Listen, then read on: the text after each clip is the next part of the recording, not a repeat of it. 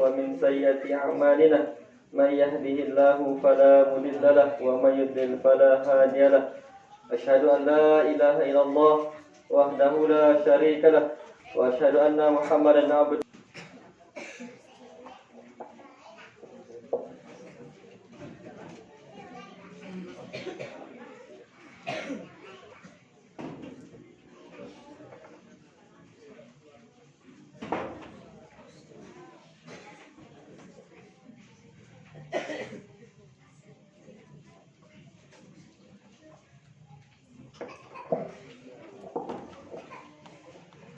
Assalamualaikum warahmatullahi wabarakatuh.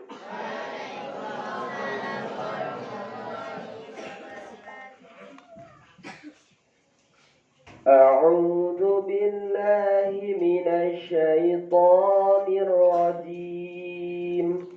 Bismillahirrahmanirrahim. Ya ayyuhan اعبدوا ربكم الذي خلقكم والذين من قبلكم لعلكم تتقون الذي جعل لكم الأرض فراشا والسماء بناء وأنزل من السماء ماء فأخرج به من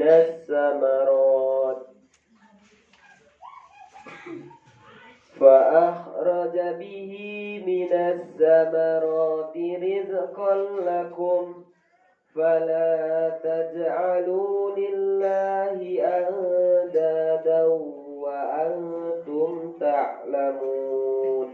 Sadaqallahul azim. Assalamualaikum warahmatullahi wabarakatuh.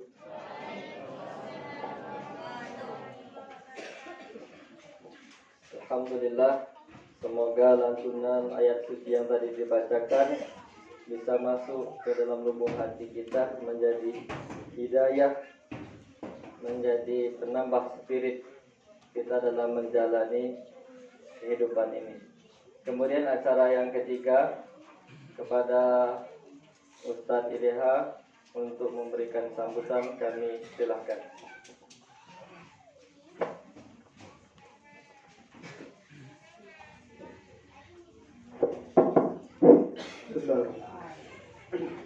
Assalamualaikum warahmatullahi wabarakatuh. Alhamdulillahirabbil alamin, hamdan katsiran thayyiban mubarakan fi. Asyhadu an la ilaha illallah wahdahu la syarika lah wa asyhadu anna Muhammadan abduhu wa rasuluh. Allahumma shalli ala Muhammad wa ala alihi Muhammad. Alhamdulillah, bersyukur kepada Allah Subhanahu wa taala. Semoga kita selalu dan senantiasa diberikan kesehatan oleh Allah Subhanahu wa taala. Salawat dan salam semoga tetap tercurahkan kepada Nabi Muhammad sallallahu alaihi wasallam. Allahumma shalli ala Muhammad wa ala alihi Muhammad. Alhamdulillah, yang kami hormati orang tua kami, yaitu Ustadz Haji Ahmad Sutrisno Eko Santoso beserta Ibu. Yang kami hormati Ketua Yayasan Hidayatullah Weskus beserta anggotanya. Yang kami hormati Ketua Yayasan Hidayatullah Hujan Mas beserta anggotanya. Yang kami hormati tentunya Ketua DPC Hidayatullah Muara Kemumung beserta kawan-kawan sekalian. Yang kami hormati juga kepada seluruh Musida Hidayatullah Kabupaten Kepahyang, bapak-bapak, ibu-ibu, seluruh santri, putra dan putri yang kami sayangi. Alhamdulillah, kembali kita bertemu di bulan yang sekarang ini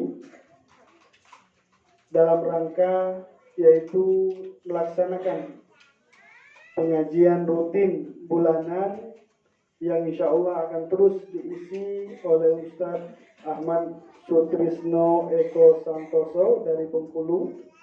Tentunya ini adalah momen yang sangat bagus untuk kita. Selain kita memperkuat ukhuwah kita, silaturahim kita, juga kita akan menambah wawasan tentang keilmuan untuk bekal kita hidup di dunia ini. Nah, maka daripada itu harapan kami pengajian ini akan terus berjalan,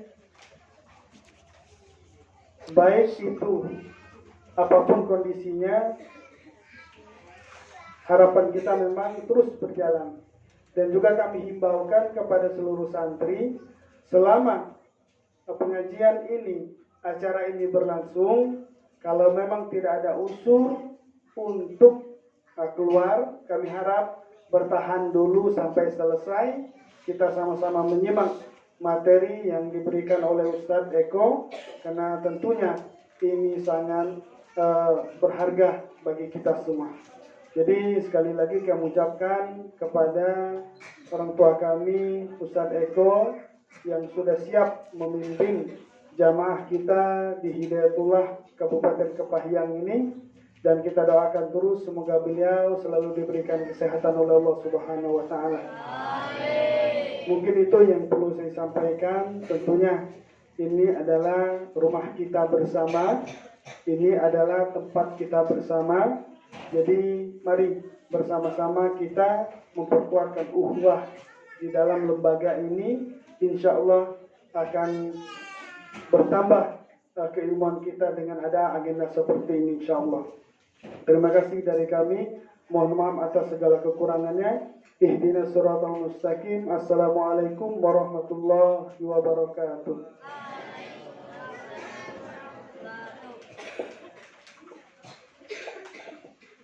Alhamdulillah.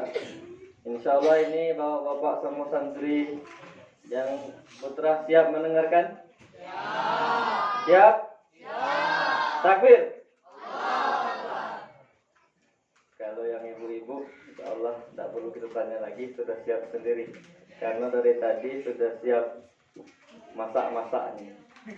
Insya Allah pengajiannya bisa fokus juga mendengarkan. Alhamdulillah, acara yang inti, yang keempat, tausiah dari Ustadz Eko. Waktu dan tempat kami silahkan.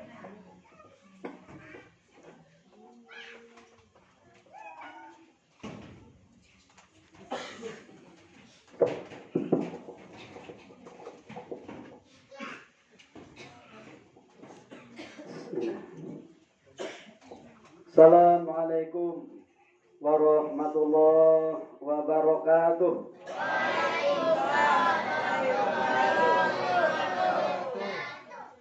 Innal hamdalillah nahmaduhu wa nasta'inuhu wa nastaghfiruh wa na'udzu billahi min shururi anfusina wa min sayyiati a'malina.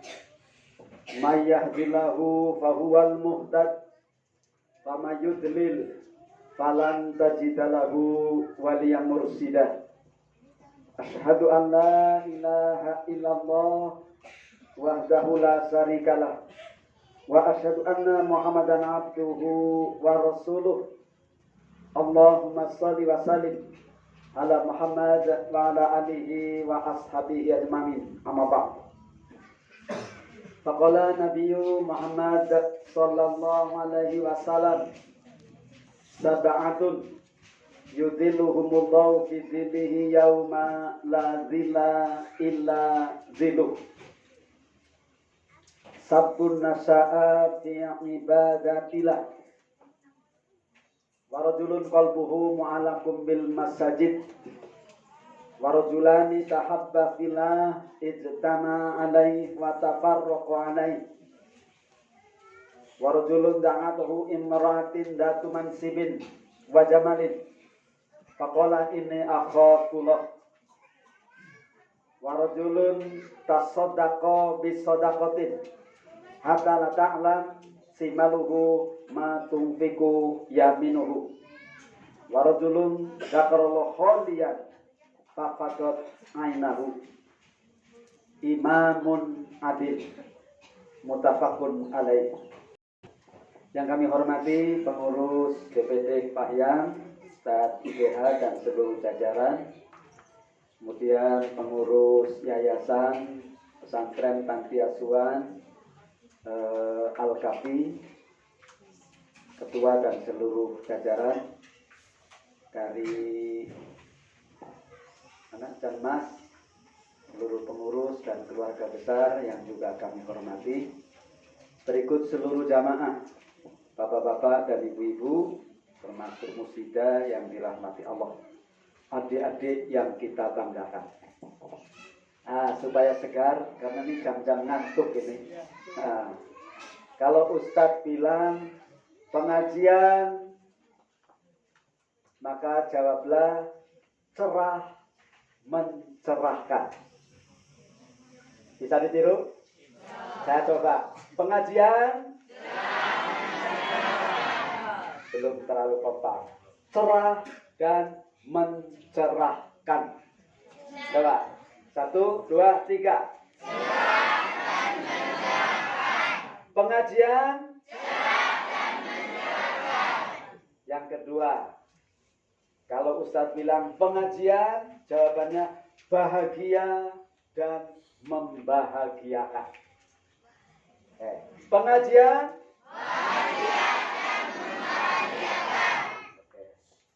Jadi memang pengajian itu hasilnya membahagiakan. Kalau tidak percaya, coba nanti pengajian ini diamalkan, pasti membahagiakan. Baik, Bapak Ibu yang saya hormati, jamaah yang dirahmati Allah. Kali ini kita sampaikan 7 golongan yang sama oleh Allah. Kalau ancaman, kalau orang tidak mau mengikuti Allah, tidak mau tunduk kepada Allah, nanti Allah akan memberikan ancaman. Seperti kemarin yang sudah kita bulan lalu. Masih ingat kan? Ancaman-ancaman mengerikan sekali. Itu kemarin Gunung Merapi di Padang, dia meletus sedikit. Kebetulan rombongan sedang mendaki. Apa itu Pak yang tewas itu? Gelas atau berapa? Tidak bisa selamat. Ya. Kalau ledaknya habis sekitar Gunung Merapi sampai mungkin Kota Padang. Begitu. Ini apa? Gunung apa namanya? Kita Bukit Cabang, gunung berapi Pak. Gunung berapi aktif. Menurut catatan BMKG.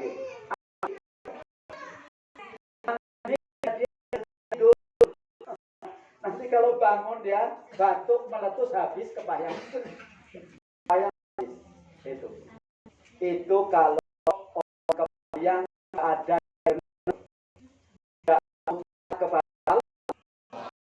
kalau begini mau ngaji, nanti mau sholat, mau berbuat yang baik, beramal soleh, insya Allah Bukit Ka'bah terus diam, tidak bergerak dia. Begitu konsepnya. Ya. Jadi siapa yang ingkar, muncul ancaman Allah bulan kemarin. Tapi kalau penduduknya taat, ini akan aman. Insya Allah tidak ada bencana yang ditadakan oleh Allah. Nah, ini 7 yang bakalan selamat. Ini Bapak Ibu mau enggak ini menjadi golongan 7 ini? Mau. Hanya 7. Ini hadisnya sahih. Sab'atun yudhilluhumullahu fi dhillihi yaumal la dhilla illa dhilluh. Ustaz sudah hafal dari SMA dulu. Hadis ini senang sekali. Ya. 7 kata Nabi. Cuma 7. Memang bilangannya sab'atun 7. 7 yang dilindungi oleh Allah sehingga selamat dikala semua orang tidak bisa selamat. Artinya yang selamat ya yang dilindungi itu, Pak. Dan yang dilindungi cuma 7. Tidak tahu kenapa cuma 7. Yaitu ketetapan Allah. Nah, apa saja 7 yang dilindungi oleh Allah dan selamat, nanti berturut-turut Ustadz sampaikan. Tapi kayaknya tidak selesai, Ustadz tidak ini. Paling banter 2. Bulan depan lagi, nyusul 2 lagi. Ini penting. Ada bukti lapangan yang menarik ini. Bahwa ternyata selamat itu dambaan setiap orang. Seperti yang Ustadz ceritakan kemarin, bulan-bulan lalu. Ada Pak Guru nyebrang, anaknya hanyut kan, lepas. Pak Guru itu bawa tas, isinya uang 150 juta. Mau untuk bangun rumah. Tapi karena anak lepas, hanyut, dia nggak kepikir uang tas itu, Pak. Dia yang penting lompat menyelamatkan anaknya. Anaknya hanyut, ya dia kejar. Tas itu ya hanyut, sudah. Tapi anaknya selamat. Walaupun pingsan. Akhirnya setelah sadar, 1 jam kemudian, tas. Wah, sudah jauh 1 jam, Pak. Kalau air deras kayak Kepahyang ini kan sudah berapa itu jauhnya. Tidak tahu nyangkut di mana. Penduduk membantu mencari, tidak ketemu. Kata orang itu, biarlah Pak, uang bisa ditarik. Yang penting anak aku. Nah itu. Jadi selamat itu ternyata tujuan tertinggi. Ya. Ya hidup ini ngapain kalau tidak selamat? Ya. Biar jadi orang kaya tapi tidak selamat. Itu apa? Nah, maka ajaran Islam, pelajaran pertama dulu menjanjikan keselamatan hidup dunia sampai akhirat. Syaratnya ikuti ajaran itu. Jadi jangan dilanggar aturan-aturannya. Begitu. Disuruh sholat 5 waktu, sholat 5 waktu. Ramadan puasa. Begitu. Insya Allah selamat. Nah, yang selamat itu ternyata 7. Mari kita lihat satu persatu. Mana saja yang selamat. Dan nanti Bapak Ibu akan bisa tiru. Saya mau kepengen menjadi orang yang nomor 1. Misalnya kan. Nomor 2. Supaya selamat. Kalau masuk di sini ya selamat, Pak. Masuk jadi golongan ini selamat, insya Allah. Dunia akhirat selamat. Begitu. Baik. Mungkin nanti sampai jam 2 lebat sedikit saja ya. 1 jam lebih sudah cukup lah. Tahan gak nih 1 jam? Ibu-ibu. Oke. Yang pertama, sebelum kita bicarakan satu-satu dulu sebagai gambaran. Kalau tadi kan pakai hadis jadi mungkin bingung. 1, ini yang bakalan selamat. Siapa dia? Sabun nasa'a fi ibadatillah. Anak muda. Tunjuk jari yang termasuk anak muda. Oh, ini anak muda semua nih. Ini yang perempuan? Anak muda juga. Anak muda itu kan ada 2. Ada bujang, ada gadis. Ya, jadi memang fotonya ini laki-laki, Bu. Ya, tapi tidak laki-laki tok. Ya. Bujang, gadis pun masuk. Anak muda, baik laki maupun perempuan, memang disebut sabun itu pemuda. Tapi include di dalamnya termasuk pemudi. Karena di dunia tidak mungkin pemuda tok. Ya Pak, pasti ada pemudi. Nah, begitu. Asal anak muda ini sejak muda begini dididik, diajarin, dilatih supaya menjadi nasa'a fi ibadatillah.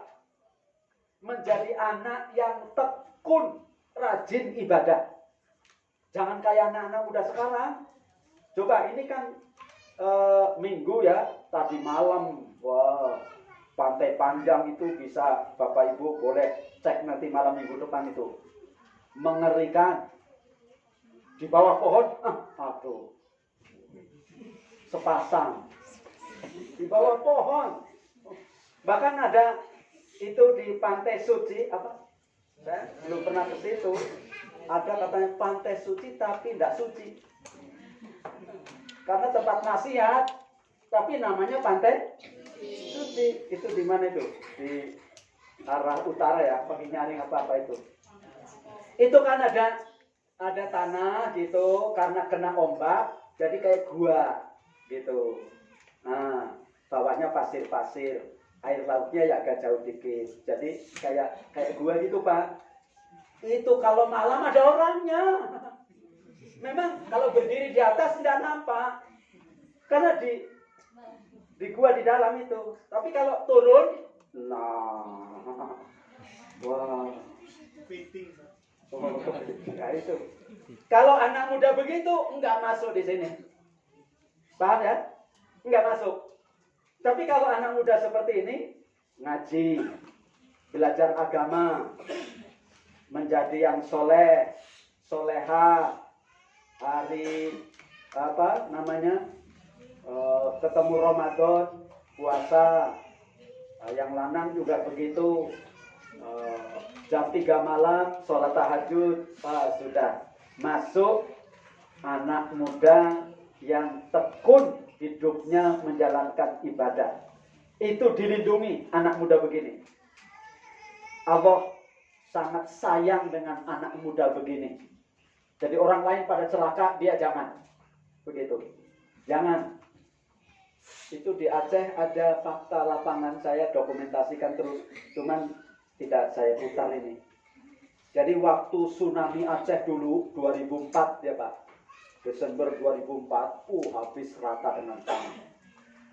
Ternyata ada satu bangunan 3 sebelah kanan rata dengan tanah, padahal gandeng bangunan itu, kayak di Prapto itu, gandeng, tapi sebelah kanan rata dengan tanah. Orangnya ya jelas sudah terkubur, tidak tahu di mana. Sebelah kiri rata dengan tanah, tapi bangunan ini utuh, gitu. Ternyata di bangunan itu isinya 21 orang, kayak anak ini, anak yatim piatu. Binaan Pak dengan dia sedang berangkat haji. Waktu itu kan musim haji. Sedang berangkat haji, dia ditinggal di rumah di rukonya, dirawat oleh pengasuhnya.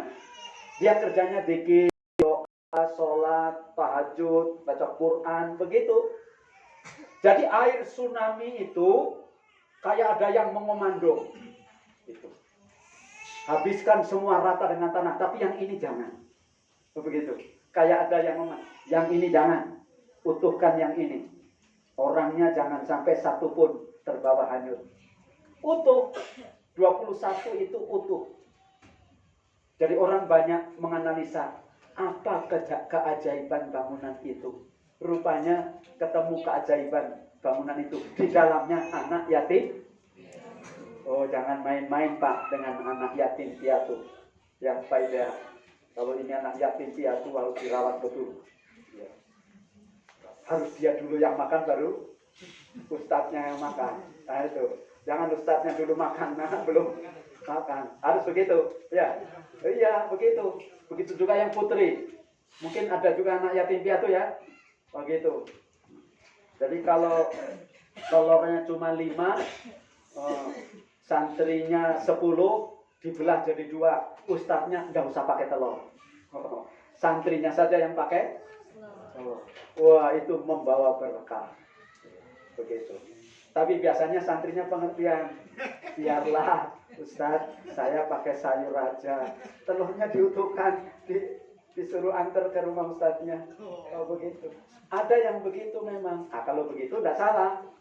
Karena santrinya sendiri yang mengembalikan. Begitu.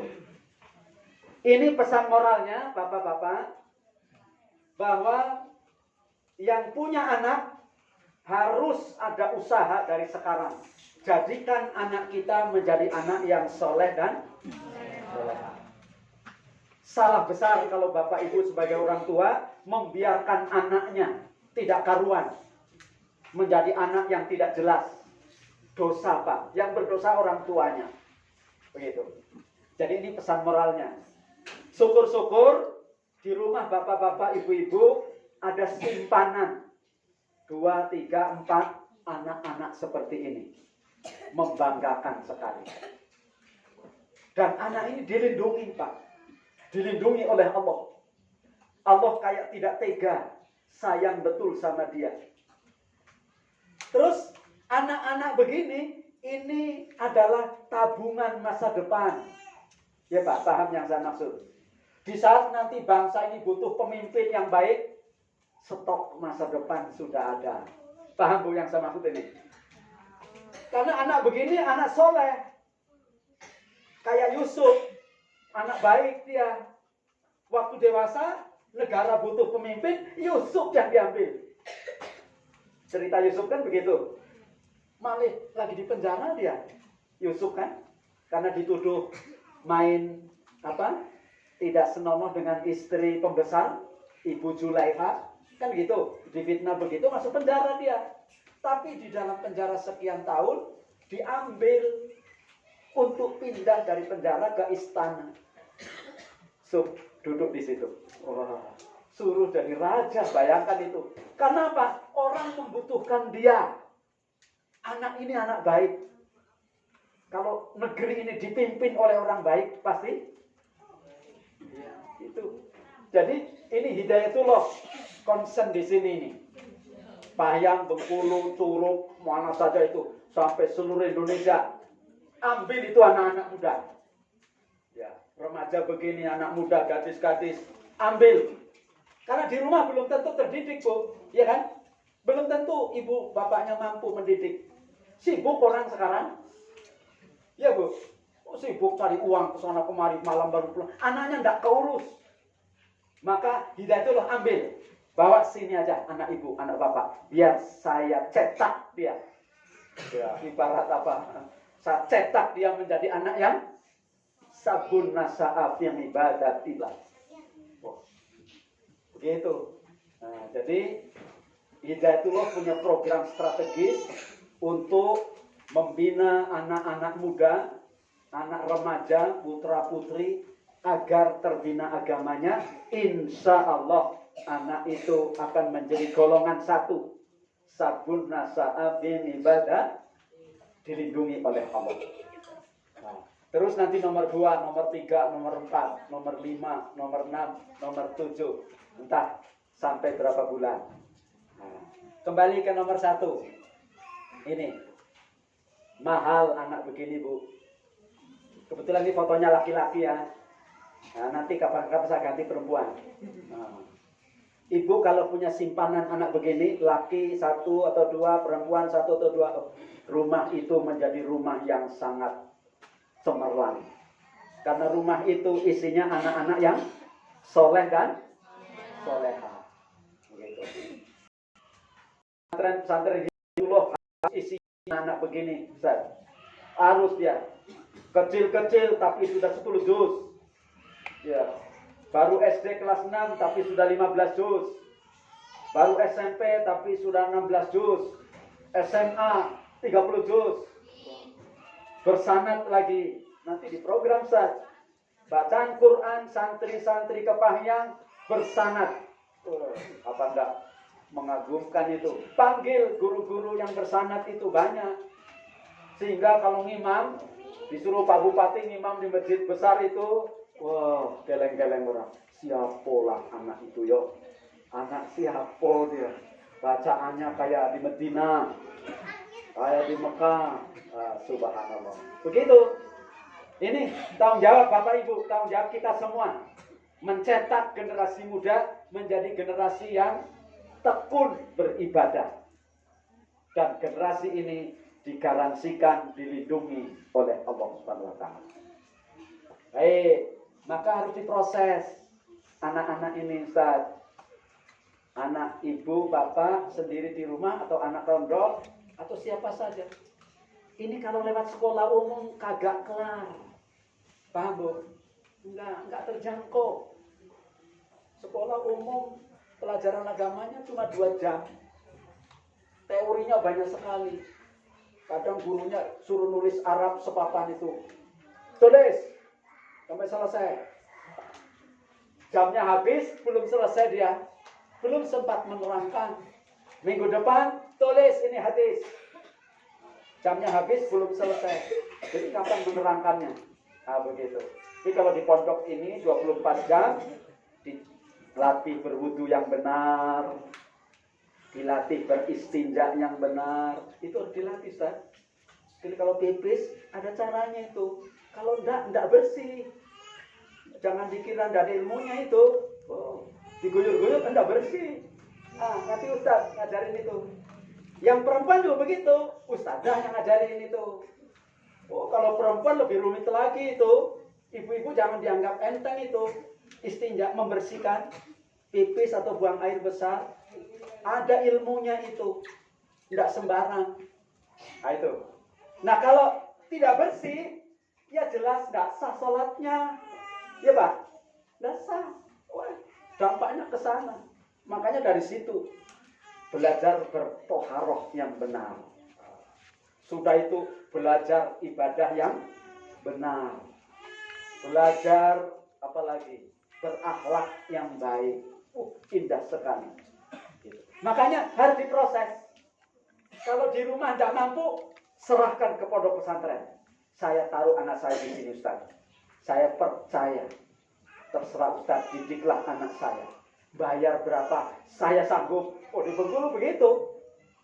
Oh, bahkan di Jawa ada yang SPP-nya 1 bulan itu 8 juta ya.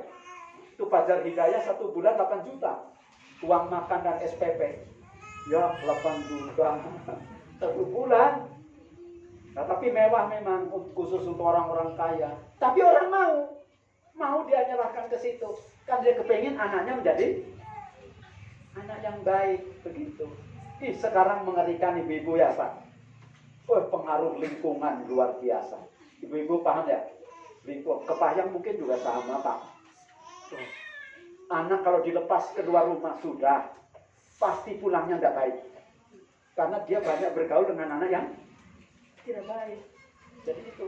Tapi kalau di pondok begini walaupun masih kayak gini, tapi insya Allah dididik yang baik, diawasi, dituntut, dilatih, begitu. Apalagi nanti kalau sudah baik, masjidnya sudah jadi, ya kan? Wah, terus halamannya sudah pakai blok, begitu, pakai AC, Maulana, begitu. Amin, ya Rabbal. Begitu. Oke, bagaimana anak ini dididik supaya kuat ibadahnya? Oh, sekarang susah mencari anak begini kan? Jangankan kuat ibadahnya, jalan saja tidak. Nah, kamu sembahyang apa tidak? Itu kata guru agamanya waktu ujian kelas 3 SMA. SMA padahal itu. Kamu sembahyang tidak, nak? Tidak. Waktu praktek nggak bunyi, cuma Allahu Akbar aja. Allahu Akbar. Diam lama, terus nengok gurunya. Udah, Bu. Terus ditegur oleh guru agamanya yang nguji, kamu sembahyang tidak di rumah? Tidak.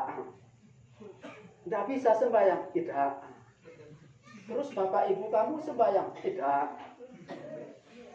Ngaji ke masjid? Tidak. Sudah berkumit. Itu kasus, Bu. Ya kan? Anak bujang gadis, wah, mengerikan. Tapi kalau dibina secara baik, yakin. Bukan saja mau ibadah, tapi kuat ibadahnya. 5 waktu, disiplin, berjamaah. Sholat sunnahnya jalan. Tahajudnya jalan. Oh, subhanallah. Tadarusnya 1 hari, 1 juz. Atau 2 juz, atau lebih, begitu. Kuat ibadahnya. Yang kedua, kuat imannya. Ini musibah sekarang, orang kehilangan iman, Pak. Barangnya bertambah, uangnya bertambah, rumahnya tambah megah, tapi imannya hilang, kurang, imannya menurun. Coba, cuman sekarang belum ada mesin untuk ngecek iman. Kalau ada kayak tensi, wah, iman Bapak sudah mendekati 0. Lah belum ada ini alatnya ini. Nah, Ustaz, ciptakan alat itu. Alat untuk kayak kalau di puskesmas kan tensi ya Pak. Tensi dulu Bu, nah, pasang di lengan kan. Wah, normal. Nah, baru begitu. Terus 2/80. Ya. Tapi gimana? Andai kata ada rata-rata ngedrop imannya itu begitu. Jadi harus ini anak kita harus dibikin menjadi anak yang kuat iman. Fisiknya ya harus kuat, jelas Pak. Anak itu sehat, ya fisiknya bagus. Perempuan juga begitu sehat, pertumbuhannya bagus, jarang sakit-sakit, tapi imannya kuat. Nah, itu yang dikehendaki. Makanya supaya imannya kuat, dididik agama yang baik. Supaya badannya kuat dan sehat, makannya harus baik, sehat. Jadi walaupun di panti, di pondok, makannya harus sehat. Tapi sehat terus, saya lihat itu. Bentar-bentar saya lihat uploadnya itu motong kambing. Ini kelewat sehat ini. Super sehat. Ya, begitu. Di Bengkulu juga begitu. Yang dapur belum masak, sudah ada nasi kotak. Sehingga lari ke dapur, Bu, tidak usah masak, kata Ustadz. Ada nasi kotak diantar. Oh iya, akhirnya beras belum dicuci, nggak jadi lagi. Begitu. Jadi artinya Allah Subhanahu wa taala pemurah. Ternyata di pesantren itu anak-anak ini mau dibikin kuat ibadah, kuat iman, juga mengimbangi rezekinya dibuat lancar. Curup saya kira itu juga. Setiap saya pengajian ke situ pasti motong kambing. Wow, saya yang nggak bisa ngambil ini. Begitu. Nah, baik. Bapak Ibu ya, senang ini kalau punya anak kuat ibadah, kuat iman. Kemudian kuat akhlaknya. Ini membanggakan akhlak itu Pak.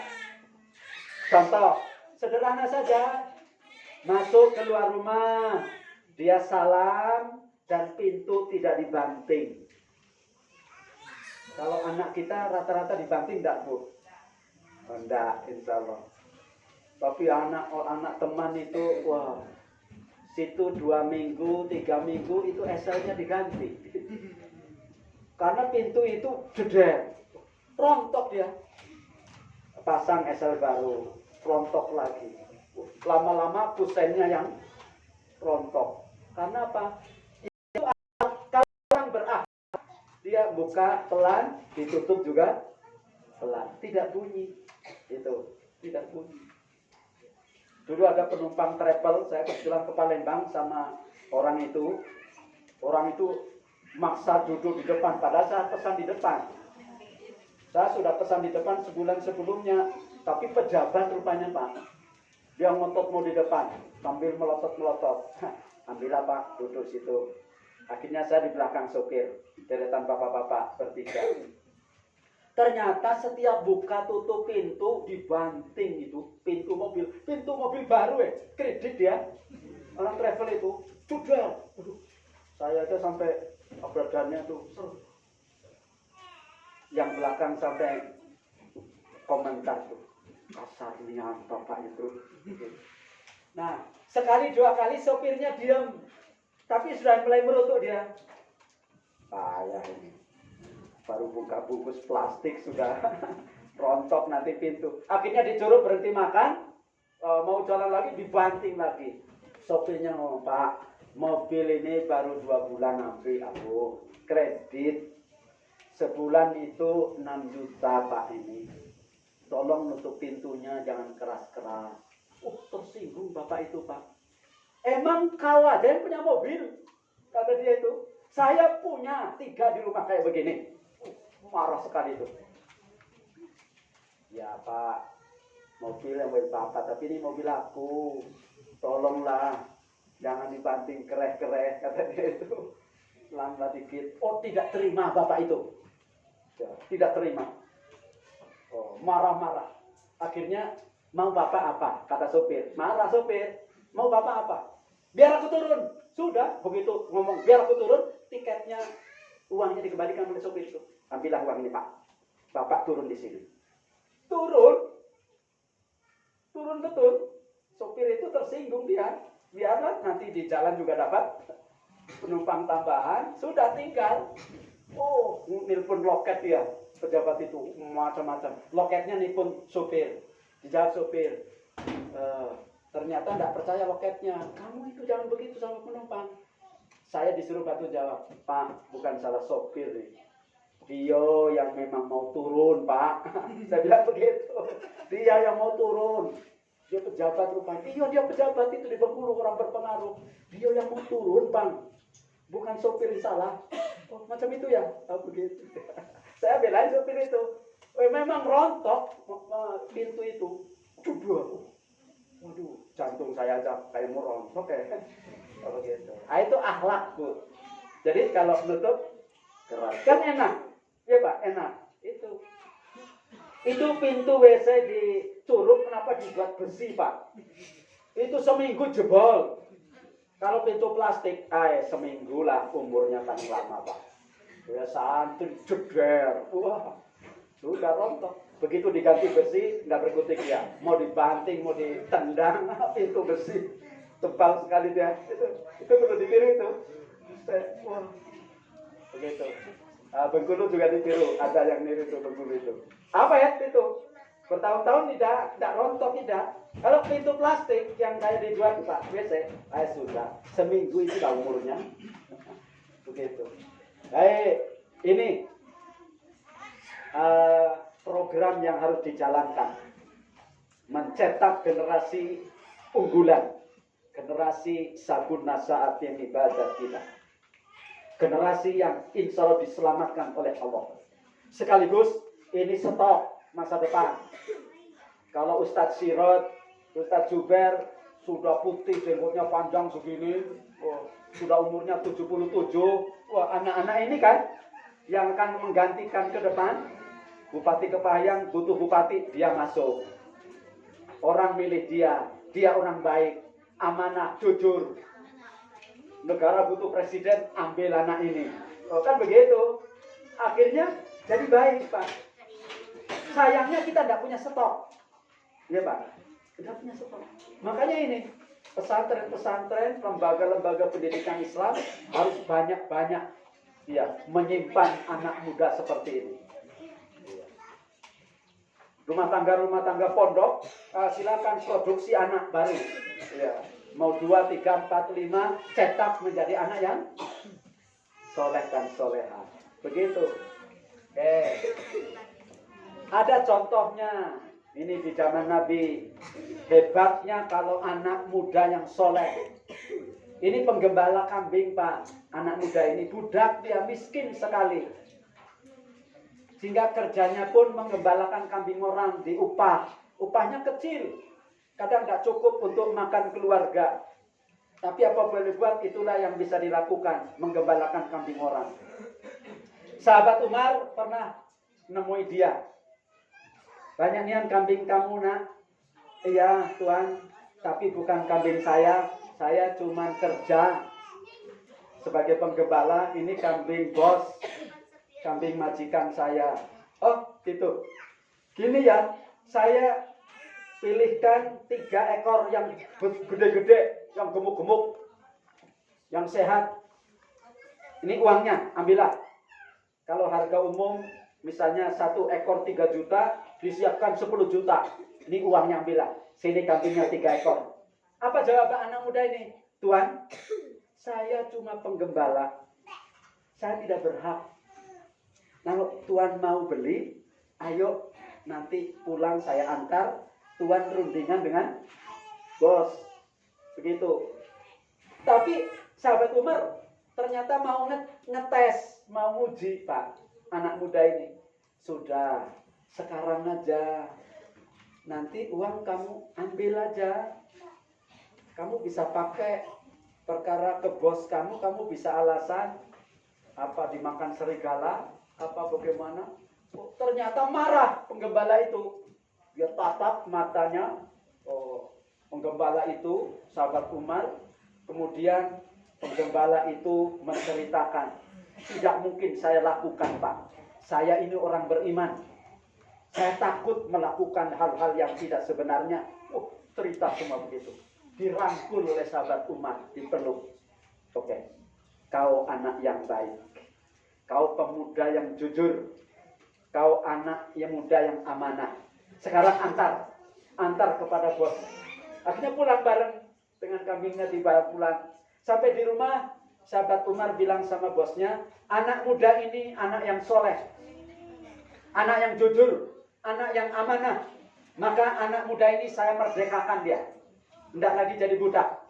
Dan saya ambil 10 ekor, 8 betino, 2 pejantan, dibeli atas nama negara. Saya akan hibahkan kepada anak muda ini. Biar dia hidup mandiri. Jangan kerja lagi sebagai penggembala.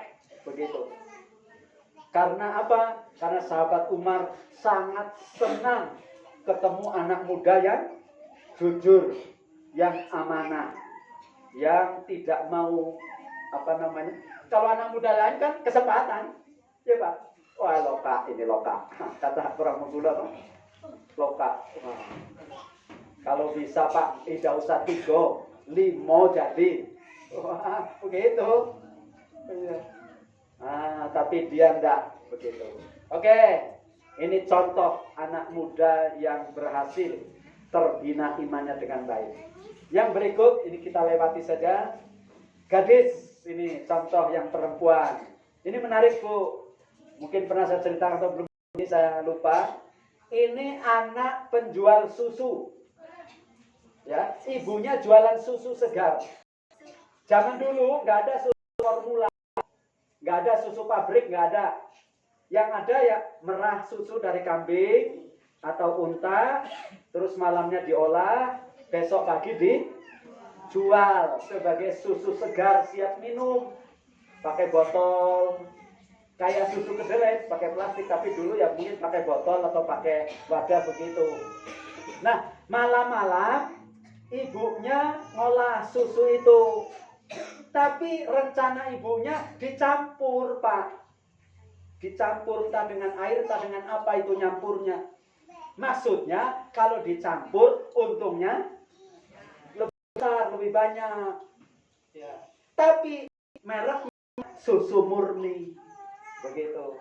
Nah, gadis ini protes sama ibunya. Mak, jangan Mak. Jangan Mak campur. Jual apa adanya susu murni, Mak. Mak telah membohongi pembeli. Nanti keuntungannya tidak halal. Tidak berkah. Banyak protes anak muda ini, gadis ini. Kata ibunya, kamu ini tahu apa? Anak kemarin sore tidak pengalaman. Lagian kamu banyak butuh uang, Nak. Kalau dijual susu murni apa adanya, untungnya sedikit, nanti tidak cukup. Kata ibunya itu. Kata anak ini, tidak apa, Mak. Nanti aku akan hemat-hemat. Ya. Pokoknya, Mak, jangan dicampur. Pokoknya murni apa adanya. Tapi ibu-ibu yang lain, teman-teman ibu yang jualan susu kayak gini semua, Nak. Pasti dicampur. Biarlah ibu-ibu yang lain, tapi Mak jangan. Oh gitu, ngotot dia. Akhirnya kalah ibunya. Kalah dia. Subhanallah. Rupanya pertengkaran itu didengar oleh sahabat Umar. Malam-malam beliau sedang lewat, kok ada orang tengkar tengah malam ini. Antara ibu dengan anak, tidak wajar ini, mestinya sudah tidur kok pada tengkar. Akhirnya disimak, di kuping gitu. Wah, akhirnya muncul sahabat Umar kagum dengan gadis ini. Anak gadis yang hebat dia. Dia punya pendirian, dia punya prinsip, dia anak muda yang insya Allah pasti imannya bagus begitu. Rumah ditandain. Tidak tahu tanda pakai apa gitu. Besok pagi, kalau sekarang Satpol PP namanya Pak, itu dikirim oleh sahabat Umar. Jemput ibu dan anak rumah yang saya tandain itu. Oh, Satpol PP berangkat ya. Orang 5 sampai rumah itu, salam, terus Ibu yang namanya ini, iya saya. Anak ibu, iya ini. Ikut kami ke kantor. Takut sekali Pak. Namanya diambil petugas kan. Coba kalau ibu-ibu diambil polisi, takut kan? Begitu. Nah, petugas itu enggak tahu suruh apa, pokoknya suruh jemput aja begitu. Salah saya apa Pak? Saya dosanya apa? Nanti di kantor. Begitu. Setelah dibawa ke kantor, ketemu sahabat Umar, disuruh masuk. Sini ibu, ayo masuk semua. Putrinya juga masuk. Saya sudah tahu semua. Tadi malam saya mendengar pertengkaran ibu dengan anak. Anak ibu anak yang hebat. Anak yang soleha. Begitu. Akhirnya sahabat Umar memberikan penghargaan kepada anak gadis itu. Begitu. Baik. Jadi Bapak Ibu yang saya hormati, yang kedua, masih waktunya ini ya? Jam berapa? Sebentar, masih. Tambah satu lagi ya, Bu. Jadi yang satu tadi cukup ya. Bapak Ibu tugasnya mempersiapkan atau membuat, mendidik, melatih agar anak-anak kita yang sekarang masih di bawah pengelolaan kita menjadi anak yang soleh dan wajib hukumnya. Kalau tidak, ibu bapak berdosa. Kalau tidak mampu sendiri, minta bantu lembaga-lembaga pendidikan seperti pesantren, panti asuhan, dan tempat-tempat lain yang memungkinkan. Begitu. Kepayang ini bisa, Bengkulu bisa, Curug bisa, seluruh Indonesia di Hidayatullah sudah ada. Atau pesantren lain, silakan pilih yang memungkinkan. Begitu. Sekarang yang kedua, ini nomor 2 ini golongan kedua juga dilindungi oleh Allah. Selamat. Dan ini Bapak Ibu bisa masuk di sini. Kalau tadi kan anak-anak, Pak, ya kan, remaja, anak muda. Yang tua-tua seperti saya nggak bisa masuk. Zubair nggak masuk lagi. sudah bapak-bapak itu. Nah, yang ini masih nih, yang pakai seragam ini masih. Adik-adik yang putri-putri masih, tapi ibu-ibu sudah nggak masuk ya. Tapi bisa masuk di sini. Nah ini, jadi Bapak Ibu bisa menjadi kelompok yang dilindungi oleh Allah. Selamat insya Allah dunia sampai akhirat. Terus bagaimana Ustaz? Apa nomor 2 ini?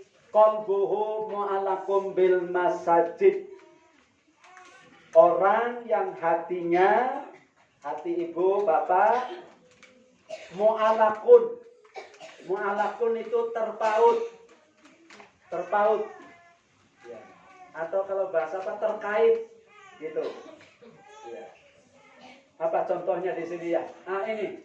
Lampu nempel di kayu tapi tidak jatuh. Kenapa tidak jatuh? Karena ada kaitan dia baut atau paku begitu. Kadang di masjid ada kipas angin besar kan, nempel-nempel di dinding. Kenapa tidak jatuh? Karena ada pautan baut atau paku begitu.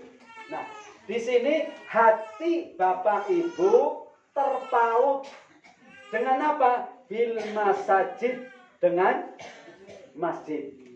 Berarti orang ini hatinya kayak nyatu dengan masjid. Begitu. Maksudnya nyatu bukan di masjid terus, enggak. Waktu-waktu tertentu saja ke masjid itu. Waktu pengajian, datangi ke masjid. Waktu sholat berjamaah, datangi ke masjid. Waktu majelis taklim, datangi ke masjid. Begitu. Nah, seseorang yang hatinya terpaut dengan masjid dilindungi oleh Allah sampai akhirat, selamat insya Allah. Begitu. Nah, kalau di Hidayatullah memang ketat sekali Pak, kontrol sholat berjamaah ya, Mas, baru ya, harus jamaah terus sampai ya kan, subuh, zuhur, asar, maghrib, isya, dan tidak boleh terlambat. Adik-adik juga begitu, yang putri juga begitu. Ada masjidnya kan, musolanya di Hujan Mas ada enggak? Harus ada. Minimal musola jadi tempat sholat berjamaah di situ, begitu. Nah, ketat kalau kita di Hidayatullah, tapi kalau di masyarakat umum tergantung orangnya, ya Pak, tergantung orangnya. Kalau orangnya ini, tidak peduli hujan, ya ke masjid. Lampu mati ya ke masjid, begitu. Jauh juga ke masjid, begitu. Seperti ini. Prakteknya seperti ini. Orang yang hatinya terpaut di masjid, dia memastikan dirinya selalu ruku dan sujud di belakang imam. Ya Pak, nanti pastikan. Ibu-ibu. Nah, kalau ibu-ibu memang kondisional. Jika memungkinkan silakan. Tapi kalau banyak urusan, anak masih kecil, masih bayi, nah itu kondisional Pak. Ada rukhsah keringanan untuk ibu-ibu memang. Tapi kalau di hujan mas, di pesantren ya tidak boleh di kamar ya. Nah, harus salat berjamaah begitu. Seperti ini. Apa salahnya ibu-ibu ini? Coba kalau kita haji di Mekah Madinah, itu masjid itu ada yang dilokalisir khusus untuk ibu-ibu. Ya. Berarti memang dianjurkan, walaupun ada ustadz yang sepertinya menganjurkan sholat di rumah. Ada ustadz-ustadz tertentu, tapi bukan berarti tidak boleh. Boleh, bahkan pahalanya 27 kali lipat begitu. Karena kondisi kita sudah aman. Keluar kilir ke masjid, orang tidak ganggu. Kalau zaman Nabi dulu diganggu, Bu. Jadi tidak aman. Kecuali dengan suaminya. Nah, itu tidak berani dia begitu. Dan sholat berjamaah itu identitas iman.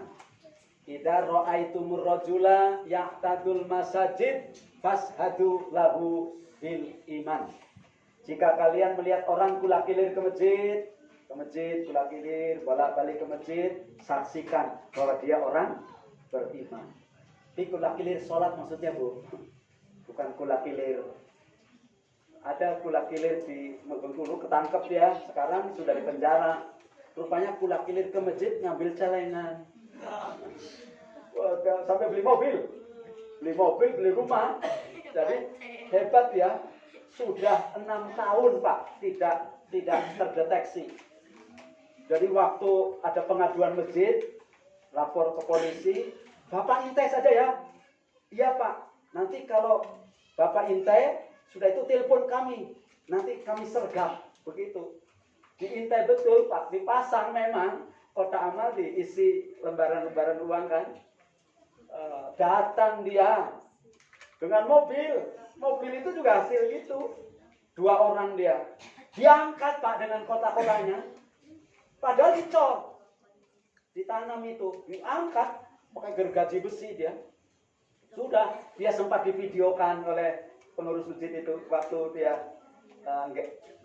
menggergaji itu supaya terangkat itu. Sudah itu telepon, udah dia baru mau masukkan barang ke mobil, polisi menyergap. Nah, kena dia Pak. Setelah digeledah rumahnya, di dapur penuh Pak kotak amal. Ratusan masjid di Bengkulu itu ada semua dia. Katanya sudah 6 tahun. Saya beli rumah Pak, katanya. Beli mobil juga, begitu. Nikah, jadi pakai uang celengan. Ah, itu nggak masuk ini. Nah, kulakilir ini kulakilir untuk sembahyang sholat jamaah, begitu. Seperti ini kalau di Saudi Arabia, bajunya memang begini, bapak-bapak. Nggak biasa di sana celananan begini, sarung apalagi nggak dikenal. Pakaiannya yang gamis begini, terus pakai ini sorban tapi ditutup kepala. Nah, itu di Saudi Arabia. Itu. Imam di jamaah. Di Madinah ini, di Masjid Nabawi, penuh Pak. Jadi kalau di Madinah tidak sholat Jumat, sholat Isya, Duhur, Asar, Maghrib, Subuh sama saja kayak begini. Jadi kalau nanti Bapak Ibu umroh atau haji, kalau mau sholat subuh, sana juga jam 5, sholat subuhnya jam 5, jam sana. Terus 4:30 baru keluar hotel Pak. Alamat tidak kebagian tempat, sudah di jalan. Wow, sengsara. Jadi untuk sholat subuh kalau di Madinah jam 2 Pak turun dari hotel. Percaya enggak? Jam 2 malam udah keluar dari kamar, kunci rombongan jalan kaki atau naik kendaraan ke masjid untuk sholat subuh. Baru dapat tempat, itu pun sudah hampir penuh. Begitu. Lama nunggunya. Jadi sempat sholat malam, zikir, tadarus, sampai pegel duduknya baru adzan subuh. Bayangkan itu. Yang tidak paham, jam 2 Pak, masih lamonian subuh jam 5. Nanti aja saya seperempat jam sebelum adzan saya datang. Nah dia, itu bos BRI dia. Jadi jam 5 kurang seperempat baru kunci hotel, jalan dia. Di luar pagar sudah, di halaman pun enggak, sudah di jalan, sudah di aspal, di trotoar. Sengsara. Gelar sejadah ya, namanya jalan ya kotor Pak. Begitu. Itulah Pak, kata jamaah yang lain. Besok Bapak jangan jam 5 kurang berangkatnya, jam 2. Kami jam 2 aja sudah dapat di teras. Begitu. Jam 2 saja dapat di teras. Itu setiap 5 waktu. Di Mekah maupun di Madinah sama. Begitu. Oke. Jadi Bapak Ibu yang saya hormati, ini masjid Gunung Tembak dulu. Waktu belum dibongkar. Masih asli yang lama. Sholat jamaahnya sampai teras. Sampai penuh. Begitu. Jadi kalau boleh diusulkan, sholat Jumat dengan sholat subuh harus sama, Pak. Harus sama. Kenapa kok nggak sama? Itulah persoalannya. Masjid kita kan pasti tidak sama, Pak. Ya kan? Sholat Jumat full. Sholat subuh? Ini persoalan dakwah. Tugas para ustadz ini. Agar sholat Jumat sama dengan sholat subuh. Banyaknya. Itu. Tapi kalau di pondok ya sama. Memang itulah orangnya. Sholat Jumat itulah orangnya. Santri dan ustadz. Sholat subuh itulah orangnya, santri dan ustaz sama.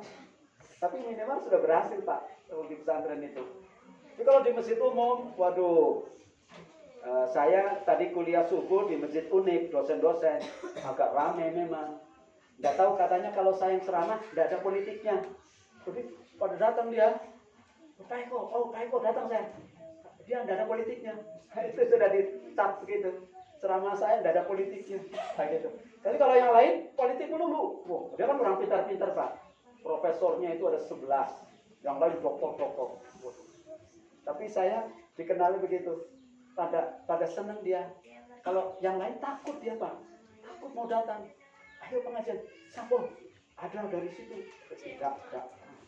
Apa sih penuh dengan politik? Maka ini perlu ditiru Pak ya. Bagaimana ceramah ini tidak ada unsur politik. Yang ngaji aja. Ngaji, belajar agama saja, sudah. Begitu. Itu yang saya tekuni selama ini. Begitu.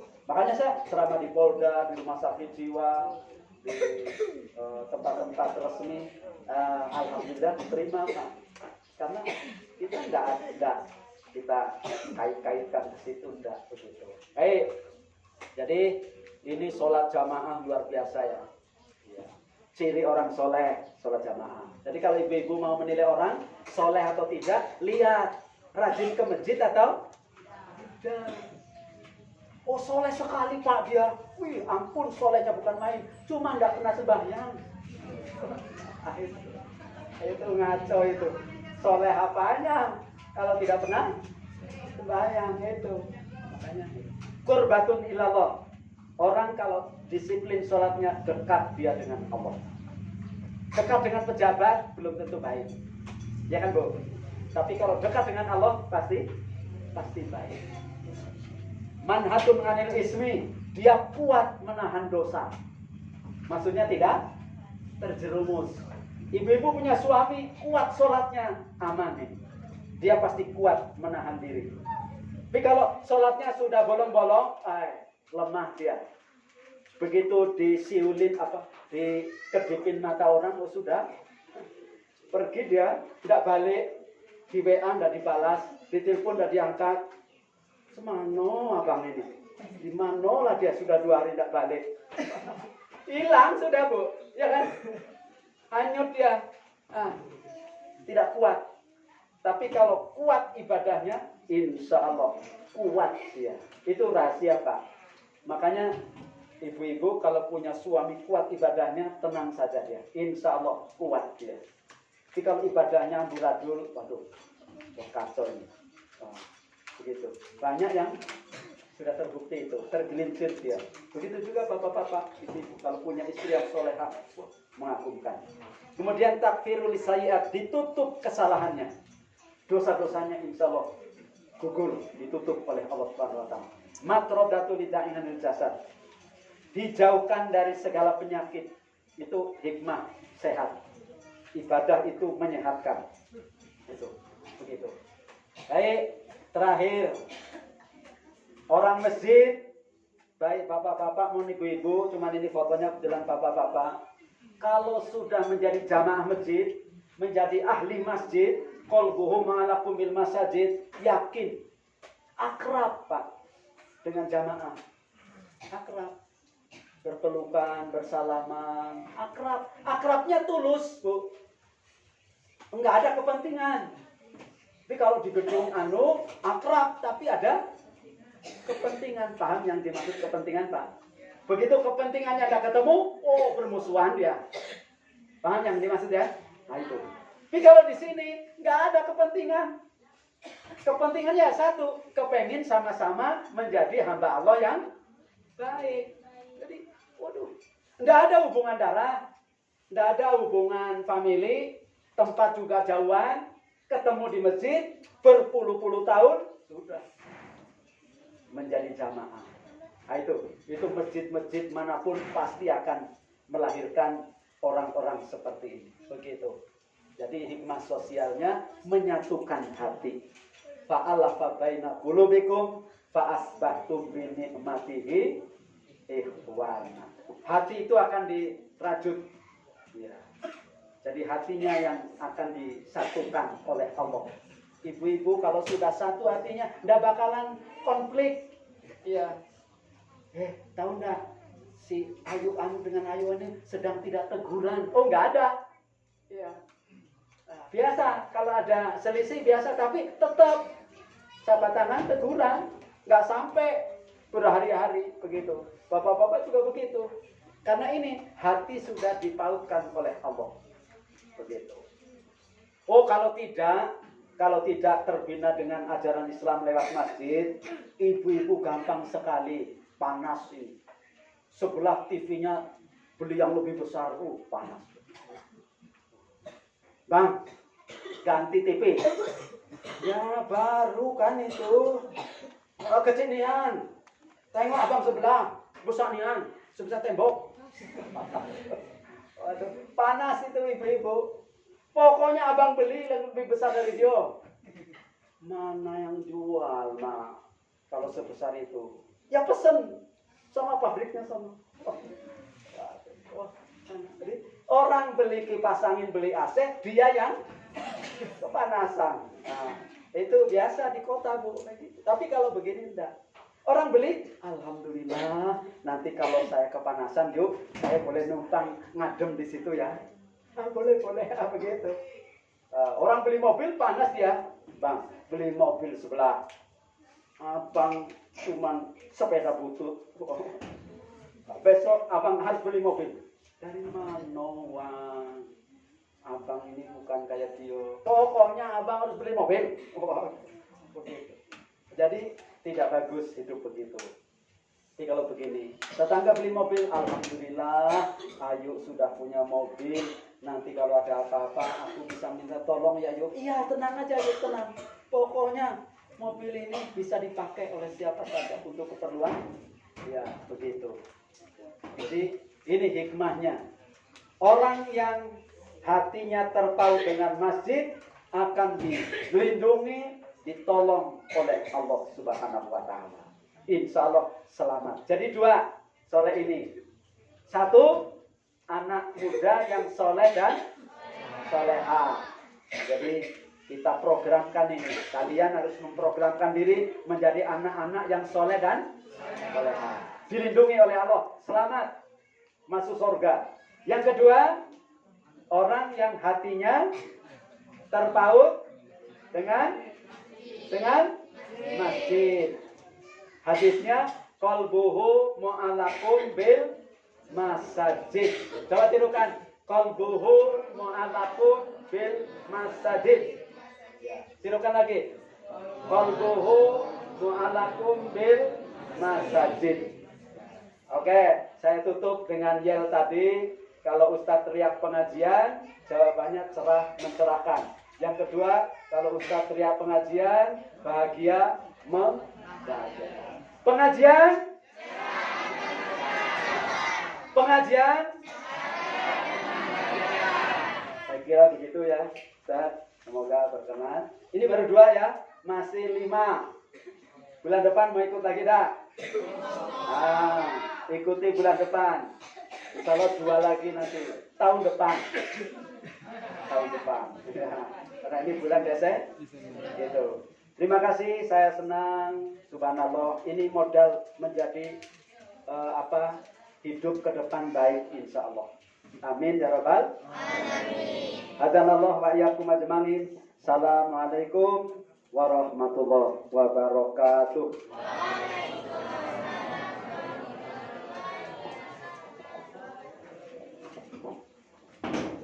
Alhamdulillah, setelah kita saksikan